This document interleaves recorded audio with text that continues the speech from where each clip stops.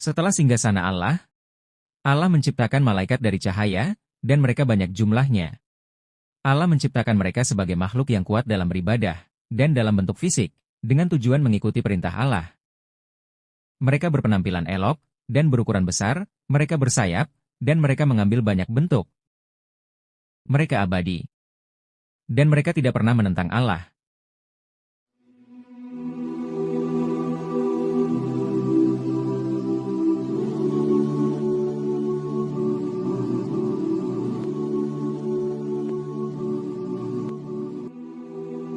Di langit ketujuh, ada Sidratul Muntaha, pohon di dekat kediaman surga.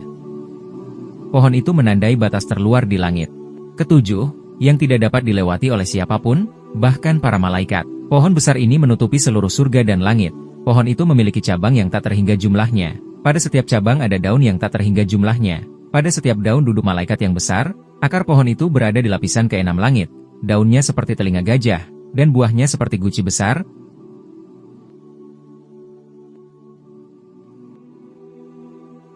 Dan ada di langit ketujuh, tempat suci bagi para malaikat yang disebut Baitul Mamor, rumah yang sering dikunjungi, di mana 70.000 malaikat beribadah setiap hari, dan mereka tidak dapat kembali ke sana lagi karena jumlah malaikat yang sangat banyak, dan kumpulan baru datang ke dalamnya setiap hari. Dan di setiap langit, ada rumah yang dipenuhi malaikat, yang datang ke sana untuk beribadah. Dan nama rumah yang ada di langit pertama adalah Baitul Izzah, rumah kehormatan. Dan nama malaikat yang memimpin para malaikat dalam ibadah adalah Ismail, sang malaikat. Muhammad sallallahu alaihi wasallam berkata, di semua langit tidak ada ruang kaki atau bahkan ruas jari atau tangan yang tidak ada malaikat yang bersujud atau malaikat yang membungkuk di dalamnya.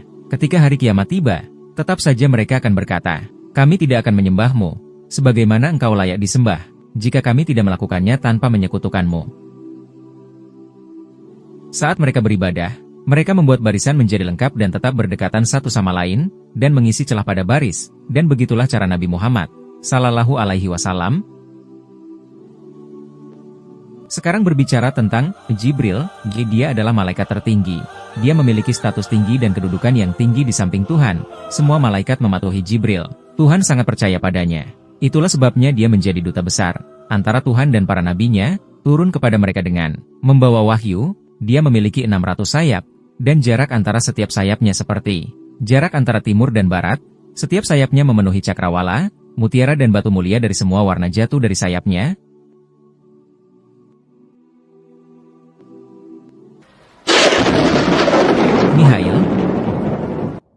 Mihail juga seorang malaikat tertinggi, yang bertanggung jawab atas hujan dan tanaman. Dia memiliki asisten yang melakukan apa yang diperintahkannya. Atas perintah Tuhan, mereka menyebarkan angin dan awan, sesuai dengan kehendak Tuhan, Maha Kuasa. Dan juga ada malaikat pegunungan.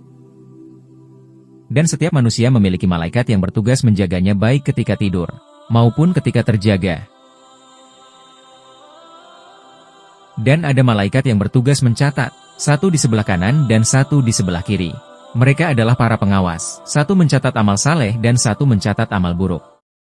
Adapun malaikat maut, namanya tidak disebutkan dengan jelas dalam Al-Quran dan tidak pula dalam hadis-hadis syahih Nabi Muhammad sallallahu alaihi wasallam.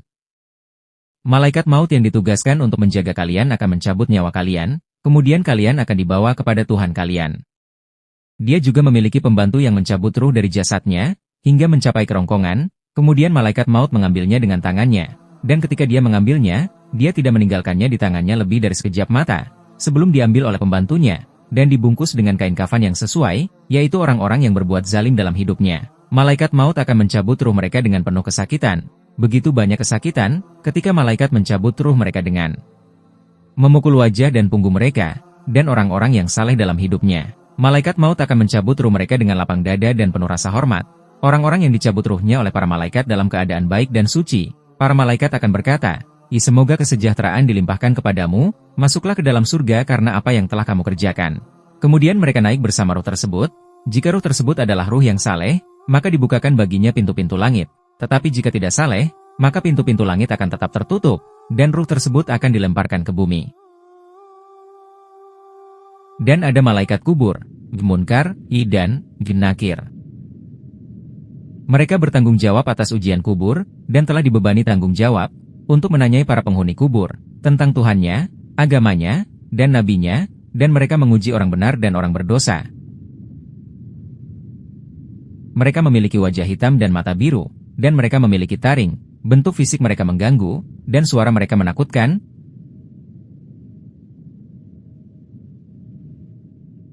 Pengurus surga adalah malaikat, yang namanya Jeridwan, dan penjaga neraka adalah Malik. Sekarang berbicara tentang Israfil, dia juga seorang malaikat tertinggi. Tuhan berada di atas singgasana. Dan seperti yang telah kami ceritakan sebelumnya tentang pembawa singgasana Tuhan, bahwa jarak antara daun telinganya dan bahunya adalah 700 tahun, dan Israfil adalah salah satu pembawa singgasana, dan dia akan meniup trompet atas perintah Tuhan 3 kali. Trompet pertama adalah trompet ketakutan. Trompet kedua adalah trompet pingsan. Dan trompet ketiga adalah trompet kebangkitan.